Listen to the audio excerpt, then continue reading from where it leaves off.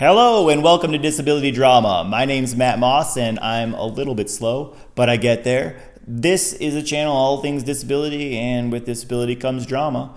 I am a 40-year-old man with primary progressive multiple sclerosis, diagnosed 10 years ago, started working and walking, and now I'm not. I'm not a doctor, so talk to a doctor, and I do use foul language, so watch out. This is a video to a friend. I'm kind of jumping out of order or whatever to talk about it, because one thing that I found that was a little complicated in the beginning was figuring out how to move my body. When it starts to go out, different signals will jump. You think you're pulling, but you're pushing, and it doesn't make any sense. And one thing works and the other doesn't. And I went through a lot, and I just kind of want to talk about it real quick to share, I guess. Anyway, that's the whole point of all this, right? So when I first started losing the ability to move or function properly, there were a lot of things that I had to figure out, like how to get up and down stairs by lifting one leg. I have to hold on to something and hug and pull the other one up and keep in balance and stuff. But as it went out, what I noticed was if I was in a certain position, certain things worked. And if I was in a certain position, those same things didn't work. Something else worked. And I had to maneuver a lot to figure all that out. And as I was going to the gym after I stopped working and trying to build back my muscles and hit fatigue points, certain things would shut down, and I'd have to, the way that I would stand up would be totally different than when I walked into the gym. Standing up, would just be standing up. And then by the time I'm walking out, I couldn't stand up. I had to lean to the right to activate this muscle, to lean forward in order to activate that muscle, in order to lean back. And there's no way to describe it. And there's no, well, I'm doing my best to describe it, obviously. There's no way to explain it or to guide another person directly, because everybody's going to be different. The brain develops organically. So the same lesion in the same spot for me could cause an entirely different disability than someone else, because those connections aren't all identical. We didn't all learn to walk from the same person in the same way through the same brain. And so, the very same thing can cause very different things from one person to another. And when I would go into the gym and I would get into certain positions in order to do stretches, and I noticed them going in and out. So I started going to my gym at the time was the YMCA. So the YMCA that is around me has like a separate room for stretching. And I would just go in there. Like I would literally just go to the gym to go into that room at certain times. Try to go in the evening, because people would see me and they'd stop. Are you okay? Are you okay? Are you okay? And I go, I promise I'm okay. Are you sure? I promise I'm okay. I'm doing this on purpose, but it doesn't look like you're doing it on purpose. I promise. So I would stand against the wall and do squats and hold them against the wall to try to strengthen my legs. Squats are really important for me, were for me, because I was trying to stand up. And then also I would use the wall so I could stretch and touch my toes. I could, lean back in one direction without worrying about falling over when I leaned forward, offset. But then I would slowly put my back against the wall and lower it to sit down, and then figure out how to stand up. And I would also get to the point where I would lay down on the ground and I would try to stand up and learn how to stand up in that position, and then roll onto my belly and try to stand up. And in order to move my left leg, I had to roll up onto my right side, because it can't explain it. I don't know. The very tiniest bit of resistance will completely shut down a limb for me, or would for me in the beginning, and still does. I'll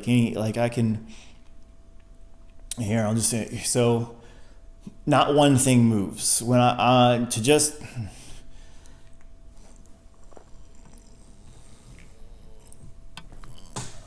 all of that was just to lift my arm up. Gross.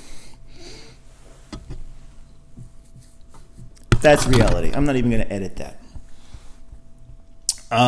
Just to lift my arm, my head ducks, and you can't see it, but my feet stick straight out. And when that happens, my butt scoots forward in my chair. And when my butt scoots forward in my chair, my back goes down and my shoulder blades go against the back of the chair. When my shoulder blades go against the back of the chair, they become harder to lift. My arms won't lift up because my shoulder blade can't pop out in order to rotate my shoulder, or however that works. And there's so many things that are involved with a single movement that it's just hard to explain, and you have to experience it for yourself. And it takes time, and it takes stretching, and it takes practice, and it takes effort, and energy is not something that I have excess of. Anybody watching this with multiple sclerosis, or anyone watch this where their disease involves fatigue, understands like it's just really hard to overcome at times. And you gotta push yourself in order to stay on top of how everything works, because it was constantly evolving. The way that my body would move, 1 month I'd figure it out, and then the next month I'd go into the same stretching room, do the same thing, and all of a sudden that position, that muscle didn't work. And so I had to figure out what the new position was that allowed that muscle to work. And it was always changing, and it was never easy. So you have to stay focused, and you have to remind yourself to do it every day. I mean, to the point where I would set alarms on my phone and stuff like that. Like, you have to do this. Like, you have to go and do this. And so another thing that I did was I went to occupational therapy, and they did scraping, which really helped to loosen my limbs up, and also my hands, because my hands started closing up early. And they would do the electronic massage thing, the TEMS or whatever it is, and they would shock the outside of my forearms, and it would make my hands open up, over and over and over, to keep those muscles strong, because my hands closing and clenching all the time kept the insides of my forearm strong, and I needed to get the outside strong in order to counteract that. And then I would use the metal blade, the scraping with the cocoa butter. It's like a dull blade, and they drag it up and down your forearm. Just a flat thing, and they just drag it up and down, and it turns the inside of your forearm red, but it feels kind of good. It's like a massage. But it scrapes the fascia tissue, I guess. Like, I guess the more you hold still, or the more you stay clenched, it creates like connections, or like little tiny tendons, or whatever it says, from between the tissue and the muscle. And that helps to break it up, which makes it easier for the muscle to release. And I say it again, like, even the smallest amount of resistance, it can't move anything. Like, if you took these wireless headphones, I'm just looking at something, they're not very heavy, but if you put it on top of that arm that I just lifted, I couldn't lift the arm. Another thing about it is, I lift my arm, people see that, and they go, "Are you okay? Is something hurt? Did you?" And you're like, "No, nothing hurts." Like, it's really, really heavy. It's like putting a 50-pound dumbbell in your hand and trying to do 20 curls. I don't know. Like, the fatigue sets in. Your limbs get heavier. It's harder to lift your toe up. It's harder to lift your foot up off the ground. It's harder to, and then everything just feels heavy. And so it's a big effort.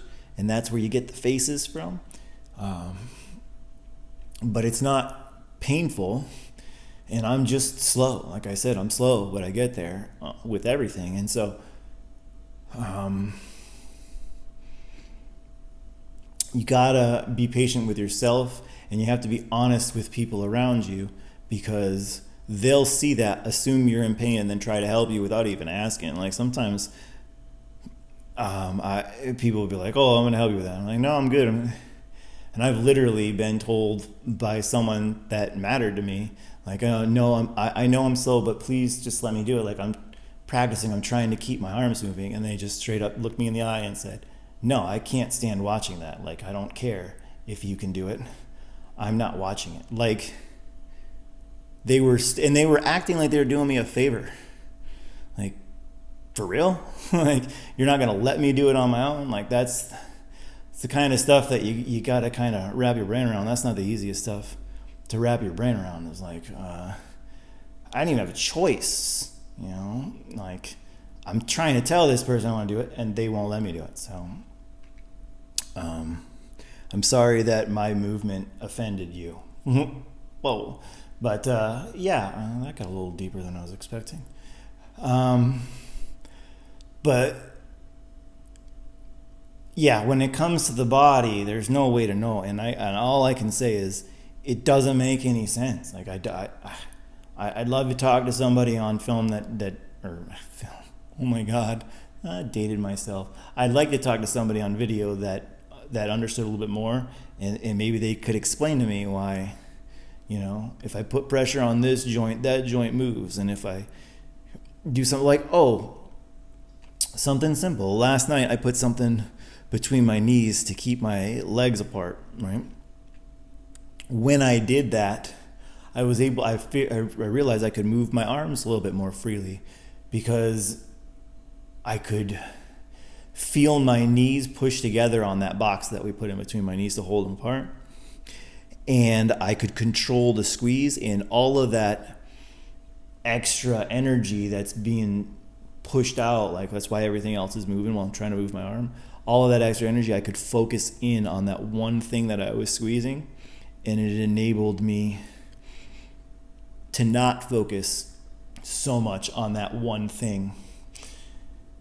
If that makes sense, it was just there and it was squeezing, and it made me able to loosen up my arm that I was moving my arm around. And I was surprised by that. That caught me off guard. Another thing is distractions. If I'll use this as an example because almost all emergencies are going to the bathroom when you're in a wheelchair. Like if I gotta go to the bathroom, right?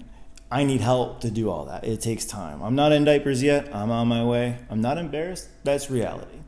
But I'm working real hard to not. And when I go to the bathroom real bad, number one, loud music can make it hard for me to control it. All I got to do is, if I have to use voice controls on something, talking, it takes distraction. It distracts my brain from what it needs to focus on, and it makes it harder to do one thing. Because, again, with this MS thing, it's a connection issue. The brain's still a supercomputer plugging away, but I said it in another video, and I'll say it again. Like it's like hooking up to a dial-up. It doesn't matter. At the other end, it's only getting so much of that signal, and so the more you have as a distraction for your brain, it doesn't matter if it's physical or audio or whatever, like that distracts your brain power, and it makes it harder to do other things. So I noticed really early on, like loud music, when I was struggling to stand up, and like I had a situation in my routine at one point where I had to go up 2 steps and hug a pillar, and then go down a step and then turn around and switch to another pillar and grab it and lean all my weight, and pray to God that I could support it on the far pillar when I tipped toward it, and then walk up to that pillar. But it was a lot of work, and it was a lot to figure out how to do when your legs are shutting down and there's steps between you in the bathroom. You're gonna figure it out. Well, I say that, but I didn't always figure it out. There's been some times. But people would try to talk to me while I was doing it. And I'd be like, please stop talking to me. And they'd call me rude. And it's like, no, I'm not trying to be rude. I can't stand up and talk at the same time. It's like that old joke. What, you can't walk and chew gum at the same time? I literally couldn't walk and chew gum at the same time. It was a distraction from my feet. My toe wouldn't lift up high enough, and it only takes a millimeter. That toe catches a crack in the sidewalk, and I'm face planting. And when you start to fall, it's the worst, man, because at first my arms would work halfway, so I could get my elbow up. And I would have, you could grab my elbow and rub it around, and you would just feel all kinds of bone chips all in there, grinding on the bone on my forearm, because I had fallen so many times and landed directly on my elbows. I was just chunking off pieces of bone. And then eventually you can't lift your arms at all, so you just fall at the mercy of gravity. And a lot of times my body would get shocked, and my muscles would involuntarily whip out as I was falling. And it wouldn't just be falling to the ground with my body and bump. It would be my whole body would whip out and snap at my head as my skull hit the concrete. And it was like my body was trying to make it as hard of a fall as possible. And so distractions are a big deal, and it's not just physical. It's not like, oh, I can only move one arm at a time and I have to hold on to this.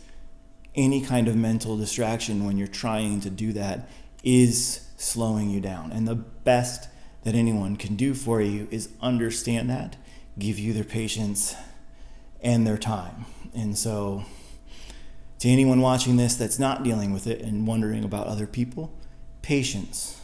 Because I can't do it the same way you can do it, but a lot of times I can do it. I can't do it as fast as you can do it, but a lot of times I can still do it, and I want to still do it while I can. And I feel like I deserve that, like I have the right to take that time. And so if you really are there to support the person, it's not to tell them, let me do that for you. It's to tell them you can do it until they can't, and then support them as much as you can while you're helping them. Because it's hard when people just keep taking things away from you. And you know what? That's the thing about the drama, man. You're too disabled in other people's eyes to do all this shit right away. But then when you don't do something, you're lazy. You're lazy because you didn't try hard enough, or you're lazy because you should have been able to do that. Well, you did that earlier. Well, I felt good enough earlier, and I screwed up maybe because maybe I should have saved that energy until now and did that now. Like, my bad. It doesn't change the fact that I can't move right now, and that's not something that I chose. So be patient and be supportive, and let somebody try as long as they want to try. And please don't ever tell somebody, yeah, but I can't stand to watch you do it. Oh my God, just because I do it different than you doesn't mean I've lost that right. Sorry to be repetitive on that, but obviously that was a point that stung. But keep stretching, keep practicing. It's not going to be the same every day. And, whether I was hot or whether I was cold changed the way that different muscles worked and different body parts worked. I was constantly stretching and constantly practicing and constantly learning. And it never stopped. MS kept creeping on me. But it's really important to know that doesn't mean anything for anyone else. Like, you might have similar symptoms to me, you watch this video, and you might have similar things going on, but it doesn't mean that it's all going to be the same. It doesn't mean that it's going to be in the same amount of time, and it doesn't mean that it's going to get worse for you. That's just how it happened for me. And I want to share that story without anyone feeling afraid that, oh, I feel the same thing that he feels, so this is going to happen to me. And no, it's not like that. Take one symptom at a time, work with one symptom at a time, and stay positive, because you have to believe in yourself. You have to be content with the amount of effort that you've put in for the day, and you have to know in your own mind, no matter who's around, no matter what, you got to be comfortable with yourself and what you put in that day. And you can never be down on yourself if you couldn't do something or if you needed a break. It's what it is, man. It's life. Keep on chugging. It's not going to stop, and you just got to try to stay one step ahead of it. And you don't always. I fall behind all the time. All right, so that's a start on that subject. Hopefully that video helps somebody, and maybe down the road I can elaborate more on it, or when I get to more in the story, I'll do another video. All right, big ups to Barstool Big Cat. Thanks to the professor. Porsche dominates, and I'm sorry to Kelly Osbourne, but I ran out of time.